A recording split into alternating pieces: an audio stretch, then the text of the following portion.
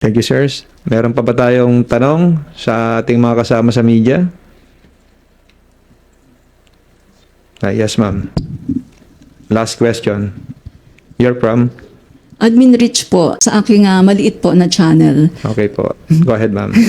Tatanong ko lang po sa mga honorable congressman, kung sakali po na maumpisahan na ninyo itong debate dito sa RBH 7, ano po kaya yung duration nito na ito ay matatapos?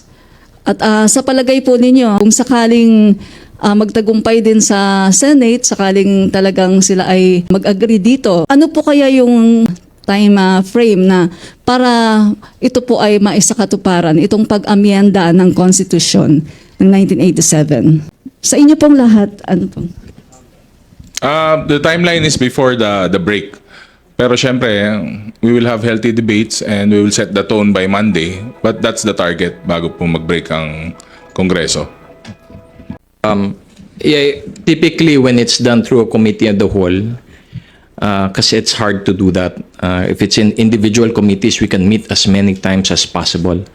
Pero if it's done through a committee of the whole, na lahat kami nandyan sa plenary, I think time management would be an issue.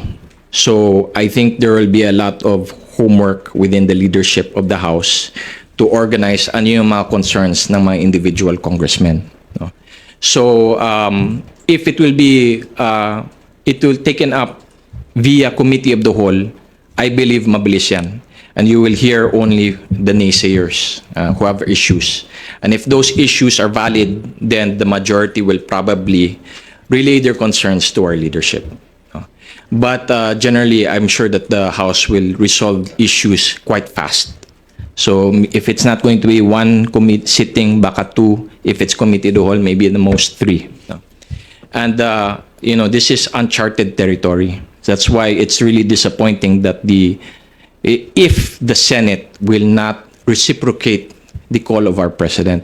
Because even if we do this, we don't know, baka may magcha-challenge sa Supreme Court. Resolution of both houses for Senate and the House might be stuck in the Supreme Court for years and years and years to come. So we're not even in the first step. So sayang talaga, we're legislators. This is the greatest form of legislation, the discussion on the amendment of our Constitution. And one part of the legislative body of our country is not getting things done. Ako, my short answer to the question, ma'am, tingin ko po mabilis. Kasi dito sa Kongreso, action po kami.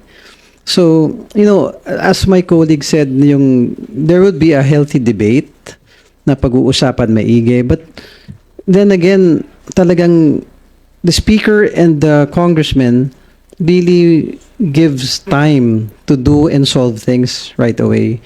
Kaya talagang nung nakita ko kasi nagsisimula ang direction ng Kongreso really getting things done. I assume you would notice sa lahat ng mga na-achieve na ng Congress. So I think something like this will be done quickly, but there will be a healthy debate. Papakinggan po lahat ng mga concerns ng iba-ibang congressmen, but at the end of the day, hindi namin inuupuan lahat ng issues na dumadaan sa Kongreso. Mabilis po namin ina-actionan. Thank you. Just a short follow-up. We have to end the... Gusto ko lang pong hingan ng yung tatlong magigiting, mababait na mga congressman, mga gwapo pa.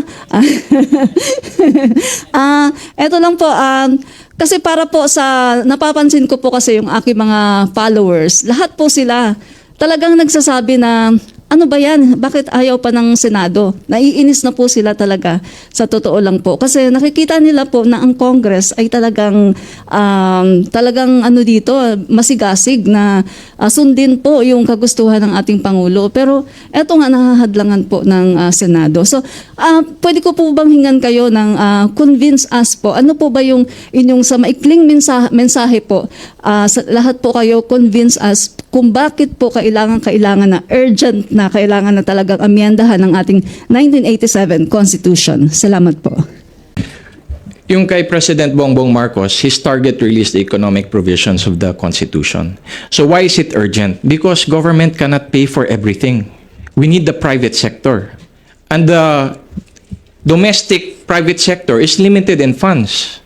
And that's why we need to amend the Constitution so we can attract foreign investors. I think that is really the drive of our president. We're heavily indebted because of the COVID years. And we want to bring in investors. We want to bring in foreign funds. Foreign funds will lead to job creation. Foreign funds will lead to better services. But we have an obstacle, and that is our 1987 Constitution. That's what President Bongbong Marcos is concerned about. And he wants to relieve the Filipino people of the burden of having a hard time finding a job. Kailangan mag-abroad pa tayo just to get decent wages. So I see that this is a good movement forward in part of the administration, and everything has its political challenges. And it really, like what you said, yung mga followers, the general people, they need to understand why this is urgent. This is not about what's this, yung mga hearsays na you amend the Constitution, ma-prolong yung mga term limits, babalik si President for another term, o maging Prime Minister, si Speaker. All of that is garbage. It's very simple. Economic provisions. Let's start the debate already, and let's be as transparent as possible so the Filipino people will not doubt their legislators.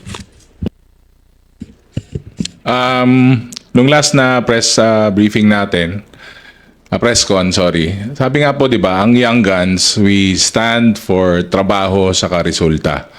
Nakita naman po natin yung mga pinasa natin ng mga LEDAC measures. A bulk of it is for the economy. Kailangan natin magkaroon ng mga trabaho, kailangan natin magkaroon ng foreign investments, kailangan po in short, self-sustaining, saka self-sufficient na po tayo. Kasi ang hirap po na sabi nga ni Kong Khalid, na government is paying for everything, pati lahat ng ayuda, lahat ng trabaho, nagbibigay ng trabaho. Tapos huling-huli na rin tayo sa mga kapitbahay natin. So kailangan na po ng trabaho at resulta. Siguro yung politika santabi, kasi never naman naging issue ang politika dito sa RBH 6 saka RBH 7. So it's purely economic. It's purely to improve the lives of the people. Ako, quick response lang, ma'am. Let's start the debates.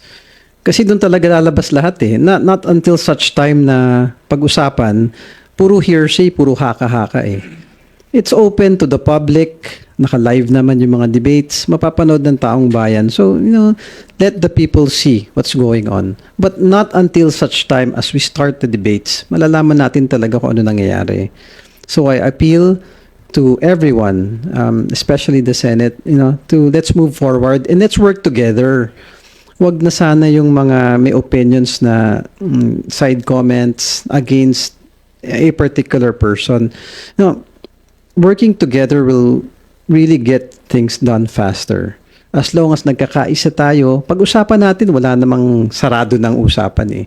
Let's start the debates and let's keep the ball rolling and let's achieve things. As my colleague said, the Young Guns in the 19th Congress, action team talaga. We really want to get things done for the Filipino people at the end of the day. Thank you, ma'am. Thank you, sir. If you have any closing remarks, feel free to share with us before we end the press conference. Thank you. Well, again, I'd like to thank our friends in the media for helping to relay the sentiments of the 19th Congress here in the House of Representatives. And just like our colleague said, we try our best to work fast to deliver as fast as possible to the Filipino people. Not only the young guns, but also me, the not so young gun. We will just try our best to deliver what our president needs to push our country forward.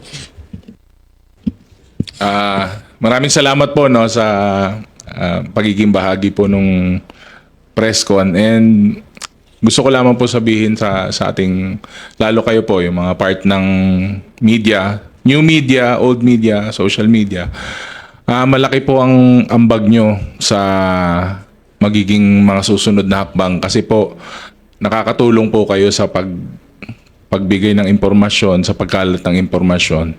And in turn, you are also shaping our nation. Hindi lang naman po kami to sa ating lahat. So, sana po maparating sa tao yung good news, yung good na intention ng mga ginagawa natin dito sa Kongreso, and of course, ang ginagawa ng pamahalaan natin under the President Bongbong Marcos.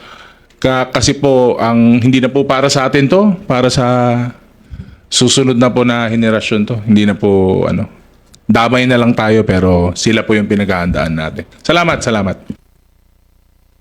Sa ating mga media friends, marami pong salamat sa oras at panahon na napakinggan nyo yung aming mga sagot.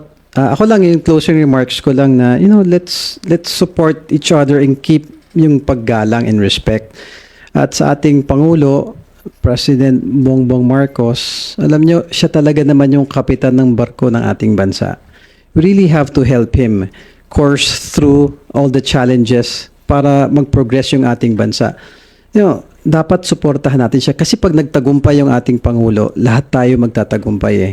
So I appeal to everyone, not just the politicians in both houses of Congress, but also the media at yung taong bayan. Let's give our president a chance. Pakinggan natin siya. Now, the president is saying these things. Suportahan muna natin. May proseso naman eh. Nagdi-debate naman, lumalabas natin ng issues. But let's put malice aside. Wag na yung politika. Let's put politics aside. Let's unite together and let's support our president para mas mabilis yung pag-angat ng ating bansa. Yun lamang po. Thank you. Thank you, Kong Khalid. Thank you, Kong Pao. Thank you, Kong Ernix. Thank you to everyone for your participation. Gusto ko sana sabihin see you tomorrow eh. See you later na lang for another press conference. Magandang hapon po sa inyong lahat. Thank you, sir.